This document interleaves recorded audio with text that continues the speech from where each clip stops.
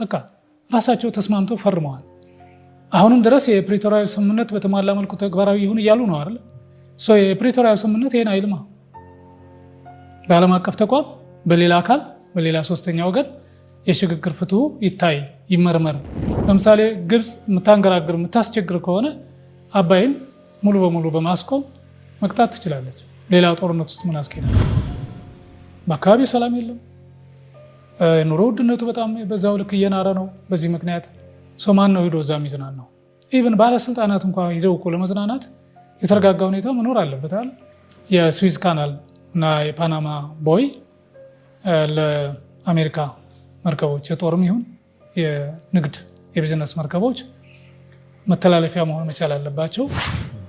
ሰው ግብፅ በጣም አጣብቂኝ ውስጥ ትገባለች። አንድም የሚመደብላት በጀት ይቆማል፣ ሁለትም ስዊዝ ካናልን ዩኤስ አሜሪካ አንጠቀምም ካሉ ባዶ ይቀራል ተብሎ ይገመታል።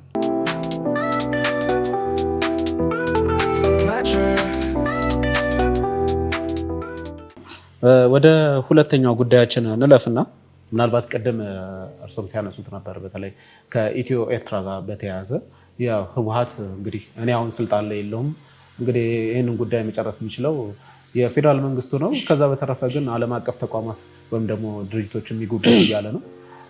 በዚህኛው በኩል ደግሞ የኤርትራ መንግስትን እንግዲህ ከዚህ ቀደምም አንስተነዋል። ባሳለፍነው ሳምንት ብርጌድ አምዶም የሚባለውም እንግዲህ እንቅስቃሴም እንግዲህ በአፋር በኩል እንዳለ እናውቃለን እና የአሰብም በተለይ ደግሞ ኢትዮጵያ አሁን ላይ እየጠየቀች ያለችው የወደብ ጉዳይም አሳሳቢ እንደሆነ ይታወቃልና ከዚህ ጋር በተያያዘ የተወሰኑ ሀሳቦች እናንሳ።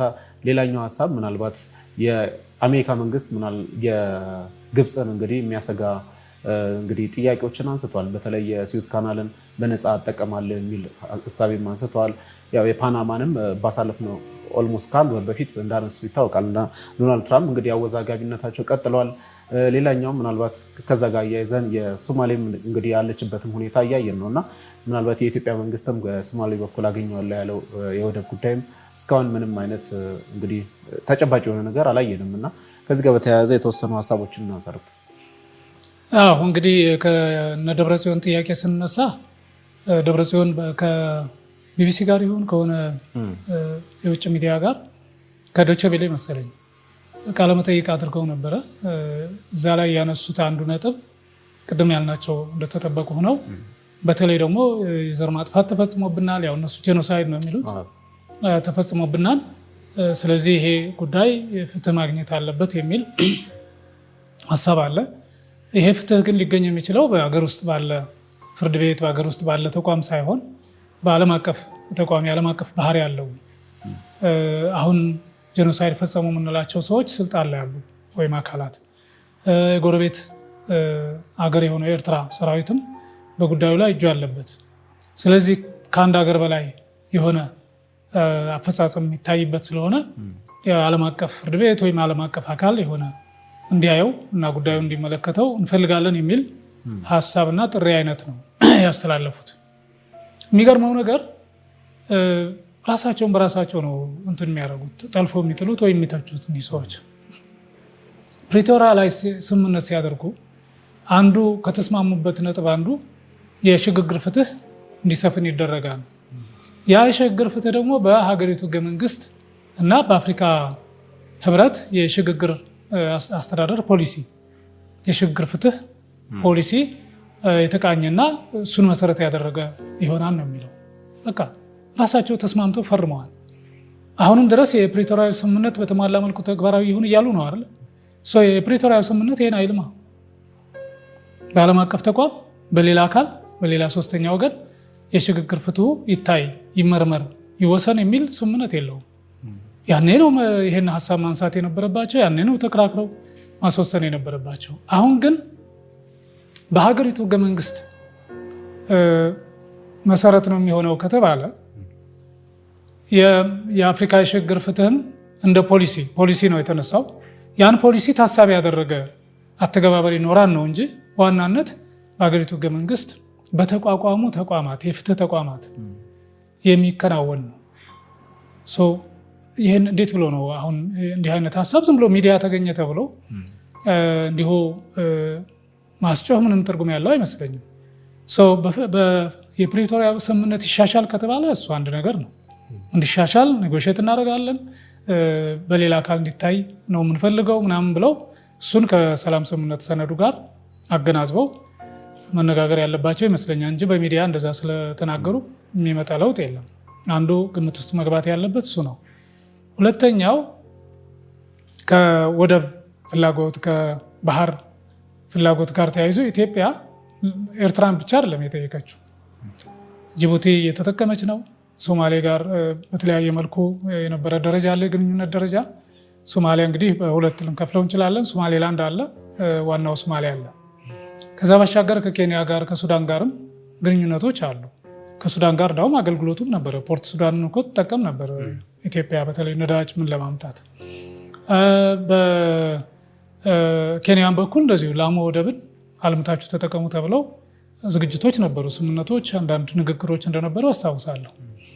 በዋናነት ግን ለኢትዮጵያ የሚጠቅማት እንደው በቅርበትም በምቹነትም ካል የኤርትራ ወደቦች የጅቡቲና የሶማሌ ናቸው። በተለይ የሶማሌላንድ ይሄ በርበራ ወደብ ምናምን ቅርብ ነው። እነዚህ በጣም ለኢትዮጵያ አስፈላጊ ናቸው። እነዚህን ደግሞ በተለያየ መልኩ ኢትዮጵያ እንድትጠቀምባቸው ጥረት እያደረገች ነው።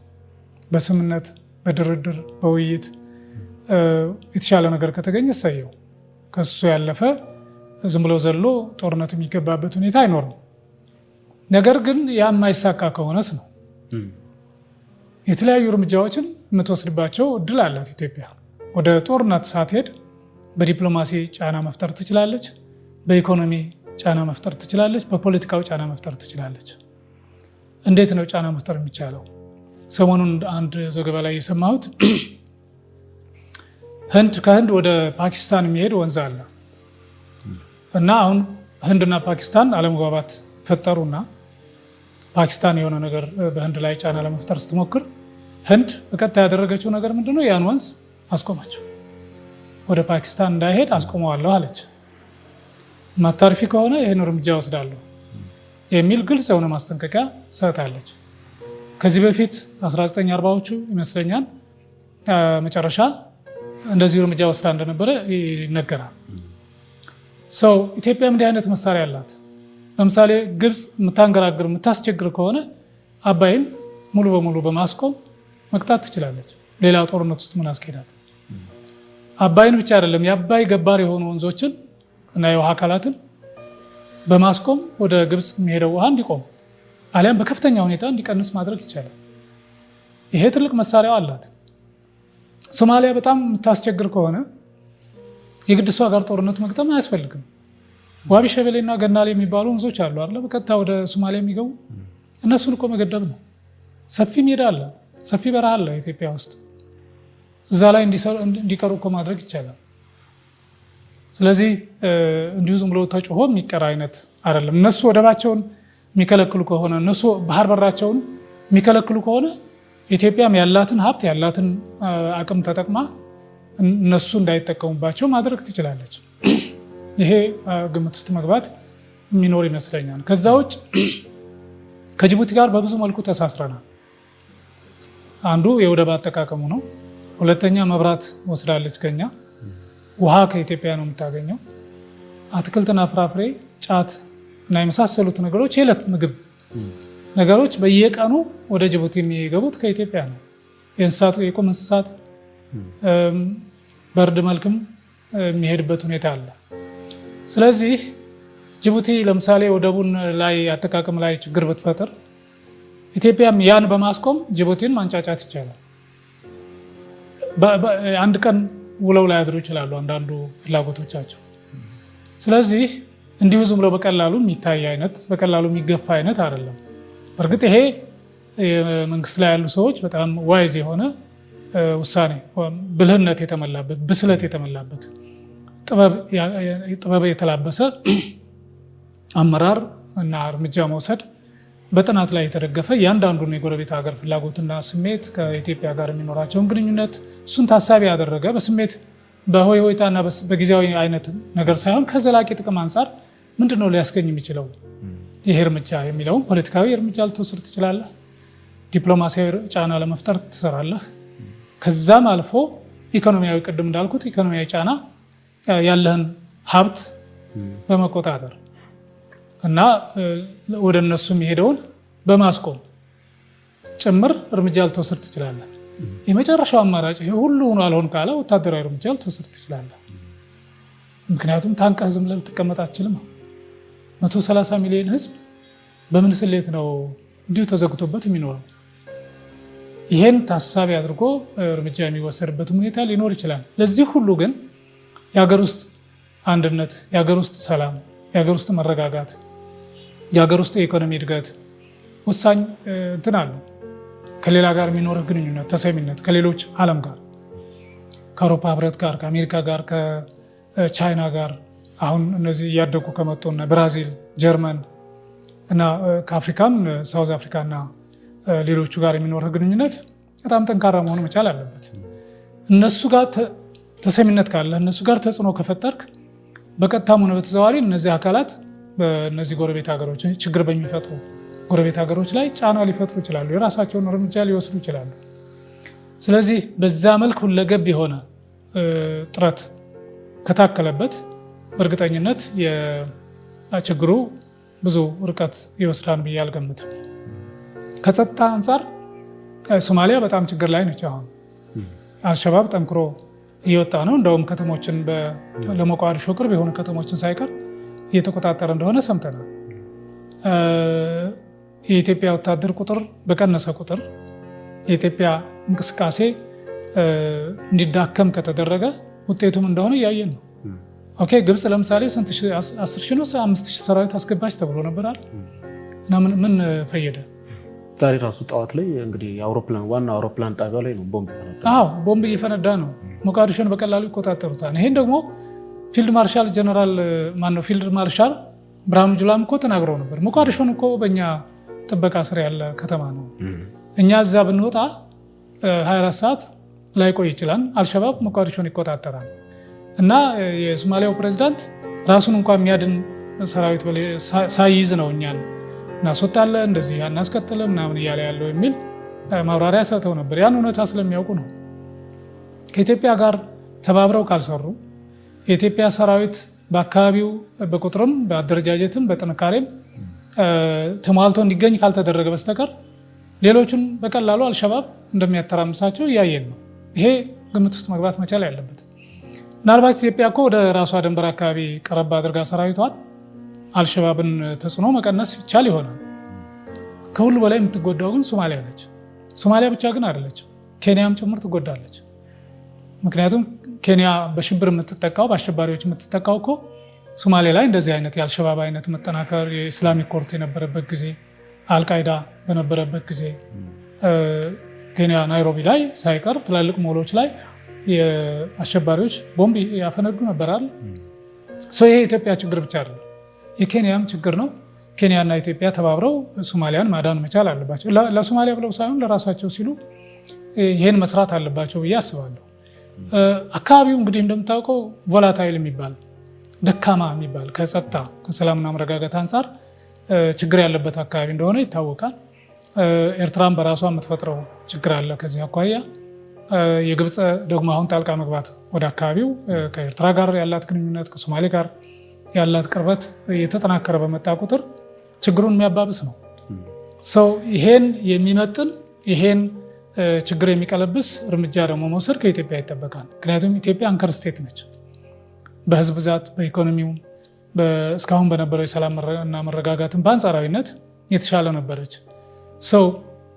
ይህን ጥንካሬዋን የበለጠ ይዛ እንድትቀጥል ቅድም እንዳልነው አሁንም የውስጥ ጉዳይን በንግግር በሰላማዊ መንገድ መፍታት ይጠይቃል። የውስጥን አንድነት ማጠናከር የሚጠይቅ ነገር አለው። አሁን ባለው ሁኔታ በየክልሉ ያሉ ግጭቶች፣ ጦርነቶች ባሉበት ሁኔታ በሌላ ጎረቤት ሀገር ላይም ተጽዕኖ መፍጠር አይቻልም። ከባድ ነው የሚሆነው።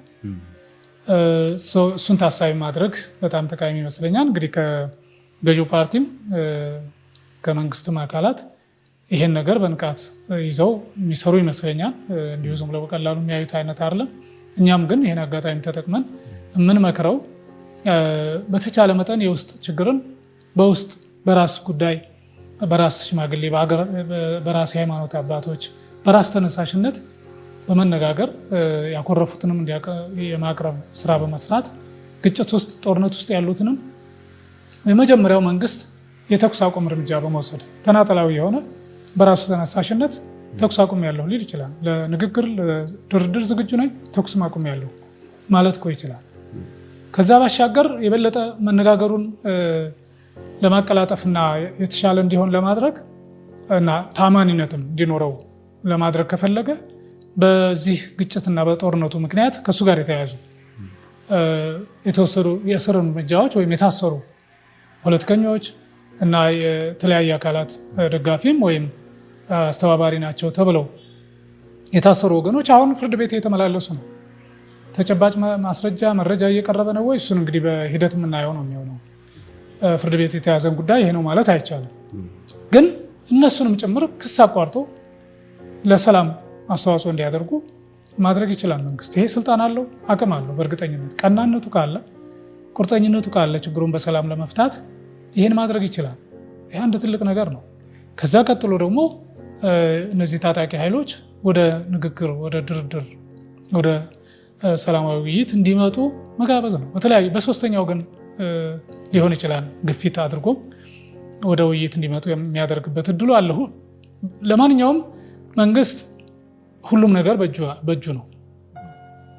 ሰው የሚችለውን ያክል ጥረት ቢያደርግ፣ ምክንያቱም የመጨረሻው ተጎጂ ህዝብ ነው። ከዛ አልፎ ሀገሪቱ ነች የምትጎዳው። መንግስትም ያሰበውን የፈለገውን አሁን የልማት ፍጥነት፣ የሰላምና መረጋጋት፣ የዲፕሎማሲ ተቀባይነት፣ የፖለቲካ ስልጡን የፖለቲካ አካሄድ ለመከተል እሱን ሁሉ ማድረግ አይችልም። እያየነው ነው አይደለ? በዚህ ወከባ ውስጥ ሆኖ በዚህ ጦርነትና ግጭት ውስጥ ሆኖ እንኳን የሚሰራቸው የልማት ስራዎች እኮ ሊደነቁ ሊደገፉ የሚችሉት ሰላም ሲኖር ነው። ህብረተሰቡ ሊጠቀምባቸው የሚችለው የተረጋጋ ሁኔታ ሲፈጠር ነው። አሁን ለምሳሌ ጎርጎራ በጣም ትልቅ ፕሮጀክት ነው። ትልቅ ስራ ነው የተሰራው። ብዙ ሀብት ነው የፈሰሰበት። መንግስትም ባለሀብቶችም ተነሳሽነቱን ወስደው እዛ ላይ እየሰሩ ያሉት ሊሰሩ ያስቡትም በጣም ትላልቅ ፕሮጀክት ነው። ግን አሁን ማን ይጠቀምበታል? በአካባቢው ሰላም የለም። ኑሮ ውድነቱ በጣም በዛው ልክ እየናረ ነው። በዚህ ምክንያት ሰው ማን ነው ሂዶ እዛ የሚዝናናው? ኢቨን ባለስልጣናት እንኳን ሂደው እኮ ለመዝናናት የተረጋጋ ሁኔታ መኖር አለበታል። ባለሀብቶች ያላቸውን ሀብት ተጠቅመው ሂደው ለመዝናናት ሰላም ማግኘት አለባቸው፣ እርግጠኛ መሆን አለባቸው። ሂደው ችግር ውስጥ መግባት አይፈልጉም። እና ሌሎችም እንደዚሁ በሁሉም ላይ በዛ መልክ መታሰብ ካለበት እኔ መንግስት የራሱን ተነሳሽነት ወስዶ ነገሮችን በቅንነት ተመልክቶ እርምጃ ቢወስድ በጎረቤት ላይ ያለውን ተጽዕኖ እና ዘላቂ የሀገሪቱን ጥቅም በማረጋገጥ ረገድ ትልቅ አስተዋጽኦ ያበረክታል ብዬ ነው የማስበው። ሌላው የአሜሪካው ፕሬዚዳንት ዶናልድ ትራምፕ ሰሞኑን ያስተላለፉት መልእክት ነው። በትዊተር ክሳቸው ይመስለኛል፣ በኤክስ ክሳቸው ሁለት ነገር ነው ያነሱት። አንደኛው የስዊዝ ካናል እና የፓናማ ቦይ ለአሜሪካ መርከቦች የጦርም ይሁን የንግድ የቢዝነስ መርከቦች መተላለፊያ መሆን መቻል አለባቸው። ሲተላለፉ ደግሞ ክፍያ ሊፈጽሙ አይገባም። ከክፍያ ነፃ የሆነ አገልግሎት ነው ማግኘት ያለባቸው። ምክንያቱም እነዚህ ተቋማት እነዚህ ሀገሮችም ጭምር በዩናይትድ ስቴትስ ያለ ዩናይትድ ስቴትስ ትርጉም የላቸውም። በሱ በዩናይትድ ስቴትስ አቅም በዩናይትድ ስቴትስ ሀብትና ኢኮኖሚ የሚደገፉ አይነት ናቸው የሚል መልእክት ነው ያለው። ይሄ እንግዲህ አንዱ አስረግጠው የተናገሩት ነገር ነው። ሪሊ እንደዛ ነው ወይ? የፓናማ ቦይ የሚሆን የስዊዝ ካናል ያለ ዩናይትድ ስቴትስ ምንም ትርጉም የለውም ማለት ነው? ዝም ብሎ ባዶ እንትን ነው ማለት ነው? ይሄ አንድ ታሳቢ መደረግ አለበት። ሁለተኛው ታስታውስ ከሆነ ከጋዛ ተፈናቃዮች ጋር ተያይዞ ጋዛን መልሶ ለማልማት የጋዛ ነዋሪዎች ወደ ግብፅና ዮርዳኖስ እንዲሰፍሩ ሀሳብ አቅርበው ነበረ ዶናልድ ትራምፕ። ይህን ሲያቀርቡ አንዱ ታሳቢ ያደረጉት ምንድን ነው? በዛም ሌላ አማራጭ ካናል የመክፈት ፍላጎት ሀሳብ አላቸው። ያ ከሆነ ስዊዝ ካናል ከጥቅም ውጭ ነው የሚሆነው። አብዛኛው ነገር በእስራኤልና በፍልስጤም በኩል ያለ የሚከፈት ከሆነ ህንድ ውቅያኖስን በሱ አድርጎ ከሜዲተራኒያን ባህር ጋር የማገናኘት እድል ካለ ስዊዝ ካናል በቃ አብዛኛው የአውሮፓና የአሜሪካ ተጠቃሚ ይቀራል ማለት በዛ አቋራጭ ሊያገኝ ይችላል ማለት ነው። ስለዚህ ይሄን ታሳቢ ያደረገም አቋም ይመስለኛል የዶናልድ ትራምፕ እያራመዱት ያሉት። ይሄን ሁኔታ እንዲሁ ዝም ብሎ ፍላጎት ወይም ስሜት ነው ብለህ እንዳታስብ ለውጭ ጉዳይ ሚኒስትራቸው ለማርኮ ሩቢዮ አሳይመንት ሰጥተዋል። ይህን ጉዳይ እንዲያፋጥኑና ተግባራዊነቱን እንዲያረጋግጡ ኃላፊነት ተሰጥቷቸዋል ብለው መልእክቱ ላይ ራሱ በግልጽ አስቀምጠዋል። ስለዚህ ይህ ነገር ጠንከር ያለ አቋም ነው ማለት ነው። ሰው ከግብፅ ጋር የሚኖራት ግንኙነት እንግዲህ የዩኤስ አሜሪካ ሊፈተን ነው። እንደምታውቀው የግብፅ ከአሜሪካ የሚመደብላት በጀት አለ፣ ዓመታዊ በጀት በቢሊዮን የሚቆጠር ዶላር የጦር ኃይሏን ለማጠናከር እና ሌሎች ፍላጎቶቿን ከደህንነት ጋር የተያያዙ ነገሮች መካከለኛው ምስራቅን በተለይ አረብ ሀገራትን ለመቆጣጠር በአረብ ሊግ በኩል አድርጋ አቅም እንዲኖራት ለማድረግ አሜሪካ በየዓመቱ 3-4 ቢሊዮን ዶላር እንደምትመድብ ይነገራል። ለእስራኤልና ለግብፅ የሚመድቡት በጀት በጣም ከፍ ያለ ነው። ለእስራኤልም እንደዚህ 3-4 ቢሊዮን 2 ቢሊዮን ሚኒመም የሚመድቡበት ሁኔታ አለ። ሰው እንዲህ አለመግባባቱ እየከረረ እየጠነከረ ከሄደ ያ ገንዘብ ይቆማል ማለት ነው። ሰው ግብፅ በጣም አጣብቂኝ ውስጥ ትገባለች። አንድም የሚመደብላት በጀት ይቆማል፣ ሁለትም ስዊዝ ካናልን ዩኤስ አሜሪካ አንጠቀምም ካሉ ባዶ ይቀራል ተብሎ ይገመታል። ሰው ከዛ ይልቅ ከዛ ከካናሉ መተላለፊያ ላይ ከምታገኘው ታክስ ይልቅ በነፃ አገልግሎት በመስጠት በሌላ መልክ የሚተካ ገንዘብ ልታገኝ የሚችልበት እድል ግን ሊኖር ይችላል። ይህን አማራጭ እንድታይ የሰጡ ይመስለኛል። ቁርጥ ያለ ነገር ነው እሱ። እንግዲህ ውጤቱ ምን ይሆናል የሚለውም በሂደት የምናየው ነው የሚሆነው። ግን በጣም አደገኛ አጣብቂኝ ውስጥ እየገባች እንደሆነ ግብፅ የምንመለከትበት አጋጣሚ እየሆነ ነው ማለት ነው። መልካም ዶክተር፣ እንግዲህ ያው ዶናልድ ትራምፕ አወዛጋቢ ነገሮችን እንግዲህ በማድረግ ይታወቃሉ። እንግዲህ ይሄ ደግሞ በጣም እንግዲህ ተጽዕኖ ብዙ ነው እና ለእኛም ለኢትዮጵያ የሚተርፍ አይነት ይዞት የሚመጣ ተጽዕኖ ይኖራል እና እንግዲህ በቀጣይ የምናያቸው ይሆናል። ግብፅም የራሷን የሆነ መልስ ትሰጣለች ብለን ተስፋ እናደርጋለን። በቀጣይ ደግሞ እነዚህን ሀሳቦች ጨምረን ተመልሰን እንገናኛለን። ለዛሬ ግን አብረን ስለነበረው አመሰግናለሁ። እኔም አመሰግናለሁ። ውድ ተመልካቾቻችን የዛሬውን ፕሮግራማችንን ያያችሁትን ይመስላል። አብራችሁን ስለነበራችሁ እጅግ አድርገን እናመሰግናለን። በቀጣይ ይሄ ቢጨመር ይሄ ቢቀነስ የምትሉት ሀሳብ አስተያየት ካለ ደግሞ በስር በምትመለከቱ ስልክ ቁጥር አድርሱን፣ እኛም መልሰን ወደ እናንተ እናደርሳለን። ቤተሰብ ያልሆናችሁ ደግሞ ላይክ፣ ሰብስክራይብ፣ ሼር በማድረግ ይህንን መረጃ ላልደረሳቸው እንድታደርሱ በአክብሮት እየጋበዝን የዛሬውን ፕሮግራማችንን በዚያ በቃን። መልካም ጊዜ ይሁንላችሁ።